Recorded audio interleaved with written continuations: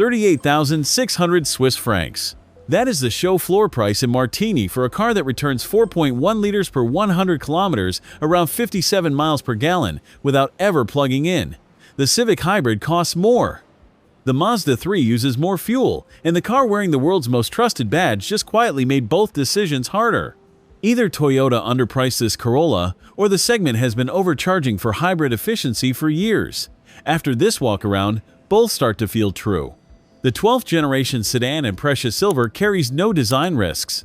The LED headlights cut a sharper line than the previous generation. The grille frames the front without pretending to be athletic, and the proportions read is deliberately conservative.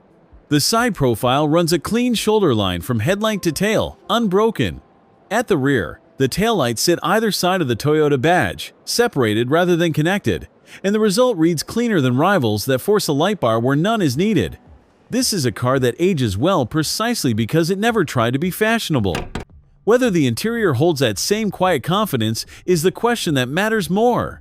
You open the driver's door and an 8-inch touchscreen greets you, simple enough to operate while driving. Wireless Apple CarPlay, wireless Android Auto, and climate controls on physical buttons below the screen. That last detail matters. Every rival that buried climate in a touchscreen menu made their car worse to live with. Toyota didn't. Cloth seats on the trend trim, firm enough to support a longer drive, soft enough that you stop noticing after 10 minutes. The driving position sits higher than you expect in a sedan this size, giving the front cabin an openness the exterior dimensions don't promise.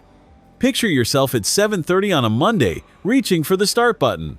Everything you need is exactly where your hand goes. The rear cabin is where the Corolla asks you to compromise. Legroom is tight enough that anyone over 1.80 m will notice their knees approaching the front seat back. Headroom is adequate, not generous, and the center seat is best reserved for children or very short trips.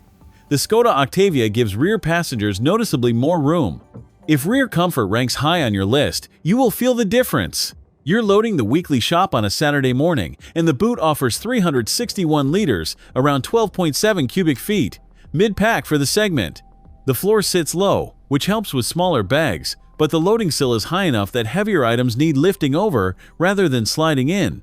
The 60/40 split bench folds when you need more. 140 horsepower from the 1.8-liter four-cylinder and its electric motor. 142 Newton-meters of torque. Those figures don't excite on paper, and Toyota knows it. What they produce is a car that feels entirely adequate in the way a good kitchen knife feels adequate. You don't think about it, you just use it. 0 to 100 in 9.3 seconds, around 8.8 to 60 miles per hour. Slow by any performance standard, perfectly fine by any commuting standard. The eCVT does its job without drawing attention to itself. The conclusion I reached after spending time with this powertrain is not the one I expected walking up to it on the show floor. 38,600 francs after both discounts. The Civic Hybrid starts higher in Switzerland and drinks more fuel. The Mazda 3 offers a sharper drive, but no hybrid at all. What this Corolla does is remove every reason not to buy it. It doesn't excite. It doesn't disappoint. It earns the one thing Toyota has always traded on, and that's trust. Whether that's enough is your call. Thanks for watching. If you enjoyed this video, hit that like button and subscribe for more content just like this. Leave a comment below with your thoughts or questions.